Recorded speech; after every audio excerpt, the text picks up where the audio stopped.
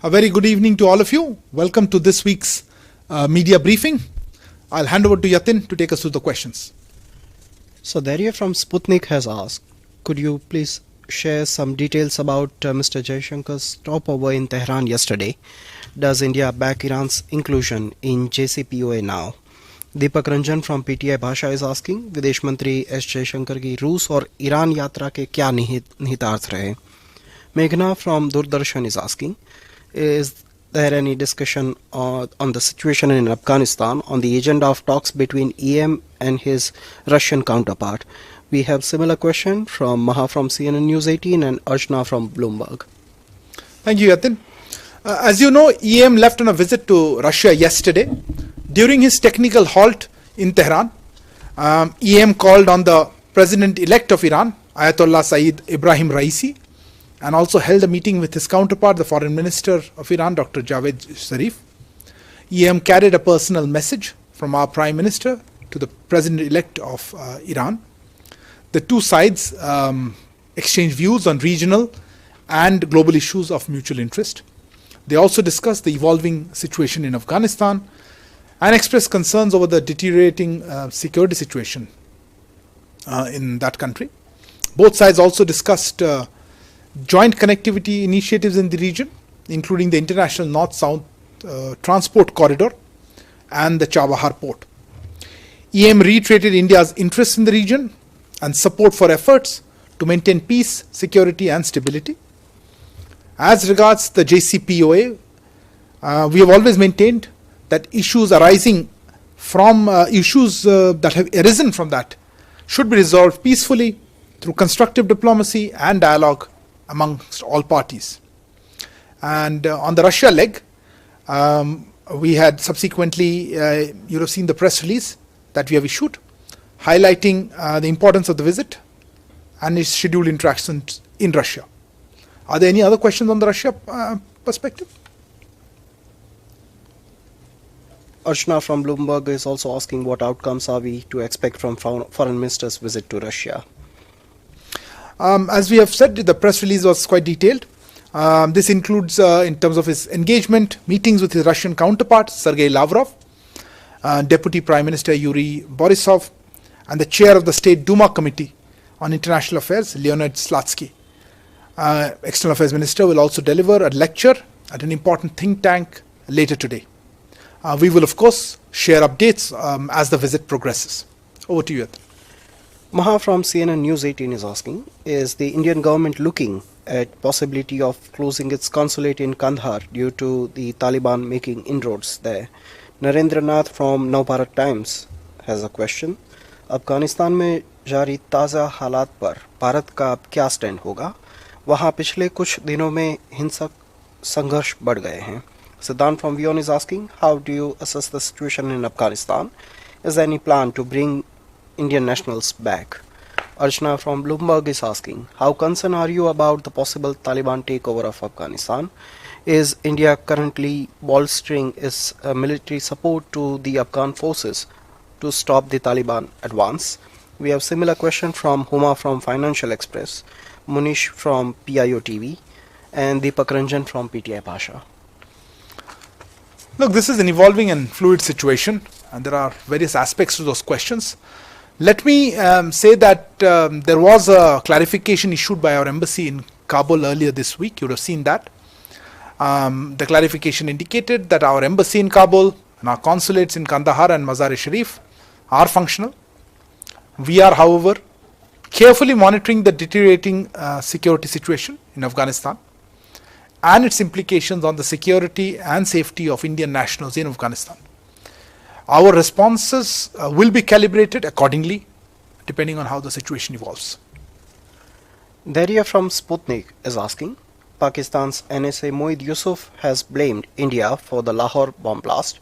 He has also said in an interview that Pakistan is no longer involved in back-channel talks with India. A response from MEA would be much appreciated. Nainima from The Print is asking, Pakistan has made severe allegations on how India is behind the Lahore blast that took place last month. What is India's reaction to that? Deepak from PTI Bhasha has a question. Pakistan के राष्ट्रपति द्वारा हाल में भारत पर आरोप लगाया गया कि वह अफगानिस्तान की जमीन का पाकिस्तान के खिलाफ हाइब्रिड युद्ध में इस्तेमाल कर रहा है। इस पर मंत्रालय की क्या प्रतिक्रिया है? We have similar question from Narendra Nath from Navbharat Times and Siddhant from WION.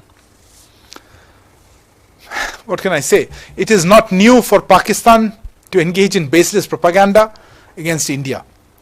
Pakistan would do well to expend the same effort in setting its own house in order and taking credible and verifiable action against terrorism emanating from its soil and terrorists who have found safe sanctuaries there. The international community is well aware of Pakistan's credentials when it comes to terrorism. This is acknowledged by none other than its own leadership, which continues to glorify terrorists like Osama bin Laden as martyrs. Gautam Lahiri is asking, neighboring countries are awaiting second dose of Covishield vaccines, which is overdue. Can India allow commercial agreement as token gesture? Praveen Gautam from News Point is asking, विदेशों से आयात होने वाली Covid vaccine के बारे में अभी ताज़ा अपडेट्स क्या है? Maha from CNN News 18 has a question. What is the progress of Covaxin's clearance from WHO? Munish from PIO TV is asking, any progress on discussions with major countries like USA and UK on approving Indian Covaxin for travelers? Again, there are a number of questions on that issue. Let me try to address some of them. First of all, let me reiterate that our current focus continues to be on purposing domestic production towards India's domestic vaccination program. We are also actively pursuing the enhancement of vaccine availability through imports. This has helped increase the pace of vaccination in recent weeks. और जहाँ तक ये vaccines के आयात की बात है, उसमें मैं तो यही कह पाऊँगा कि ये आरोग्य मंत्रालय से आप संपर्क करें, क्योंकि ये उनके अंडर आता है और वो ही इस आयात के विषय में आपको स्थिति बता पाएंगे. Regarding Covaxin approval by WHO, we continue to monitor the progress, but I would refer you to Bharat Biotech for the exact status of where it stands. We also hope that individual countries would increasingly recognize made in India vaccines. Gautam Lahiri is asking, how many countries have shown interest to adopt Indian COVID application, how India will proceed to transfer the technology, and whether India has decided to start with neighboring countries. Praveen Gautam from News Point is asking, अब तक किन किन देशों ने टीकाकरण अभियान के लिए डिजिटल मंच कोविन को अपनाने में रुचि दिखाई है? क्या भारत सॉफ्टवेयर को निशुल्क साझा करने के लिए भी तैयार है? As you are aware, a very important event, the COVID Global Conclave, was convened earlier this week on July 5, which was actually addressed by our Prime Minister and other dignitaries. This was an opportunity to offer to the world our indigenously developed digital solution, digital platform COVID, and which is an open source that can be shared with all. More than 400 participants from over 140 partner countries participated. For the moment, I'd leave it at that, but discussions will continue with our partner countries.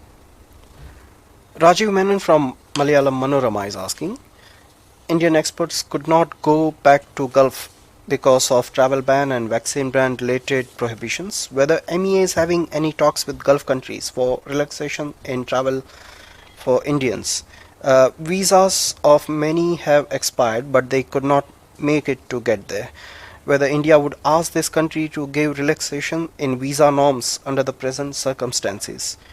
Narendra Nath from Navbharat Times is asking, कई सारे student को अलग अलग देशों के embassy के बंद रहने के कारण वीज़ा लेने में दिक्कत हो रही है. क्या सरकार इनसे कोई संपर्क कर रही है? As we have said earlier, we hope that with the vastly improved COVID situation in India, countries would ease restrictions for travel from India. We have been taking up this issue with foreign partners wherever possible. Recently, External Affairs Minister and MOS Shri Muralidharan held a meeting with our ambassadors in Gulf countries, where our ambassadors were requested to take up with their host countries the issue of resumption of flights with India. EAM has also raised this issue during bilateral meeting with Saudi Arabia on the margins of the recently held G20 ministerial meeting in Italy. Foreign Secretary raised this issue with his counterparts. This issue of normalization of travel and mobility of students, professionals, and enabling for family reunions. So in summary, we are actively trying to help Indians who need to travel back to various countries across the world. Srinjoy from Times Now is asking, what is the update on Mehul Choksi and Nirav Modi? Deepak from PTI Pasha is asking, Phagode हीरा कारोबारी मेहुल चौकसी और नीरव मोदी मामले की ताज़ा स्थिति क्या है? Well, while we share your concern at the need to bring such fugitives back to India to face justice, I actually don't have any immediate update on the legal proceedings that are underway. We will continue, of course, to closely follow developments in these cases. Vishnu Som from NDTV is asking, does the Government of India property in Paris, which has reportedly been attached as per court order, include the residence of Indian ambassador and the embassy in Paris? Elizabeth from Live Mint is asking, what is the Indian government's strategy going to be as Kane Energy has secured a Paris court order to freeze Indian assets in France? Kadambini from NDTV is asking, your reaction to French court order to seize 20 Indian properties in Paris Kane case. I have similar question from Archana from Bloomberg and Amity Sen from Hindu Business Line.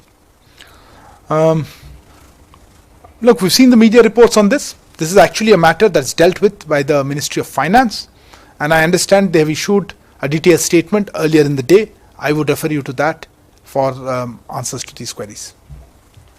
Devi Rupa from The Wire is asking, what was the purpose of the meeting of Indian ambassador with OIC Secretary General? What was the review of OIC resolutions as mentioned in press release? Has there been previous meeting like this? Kallol from Hindu is asking, will MEA please inform about the details of the meeting between the Indian ambassador and the Organization of Islamic Cooperation's Secretary General? What prompted India's envoy to discuss Kashmir with Secretary General of OIC? Is this not violation of India's traditional stance on Kashmir as a bilateral dispute? Will India allow an OIC delegation's visit to Kashmir? Sadan from Vion is asking, Indian envoy to Saudi Arabia had met OIC Secretary General. What were the points of conversation? And OIC wants to send a team to Kashmir. Pakistan has also issued a statement on it. What is your reaction to that? I have similar question from Nainima from The Print and Kadambani from NDTV. We have seen the press release issued by the OIC Secretariat regarding the meeting between our ambassador and the ambassador in Saudi Arabia and the Secretary General of the OIC earlier this week on July 5th. The meeting was actually held in response to an earlier request made by the OIC Secretary General to meet our ambassador. During this meeting, a wide range of issues were discussed. Our ambassador conveyed the need to correct some of the misperceptions about India that are perpetrated by vested interests in the OIC. Further, he conveyed that the OIC should be watchful that their platform is not subverted by these vested interests for comments on internal affairs of India or for anti-India propaganda through biased and one-sided resolutions. Well, as regards Pakistan, I've already referred to vested interests in my comments. I think that's very clear.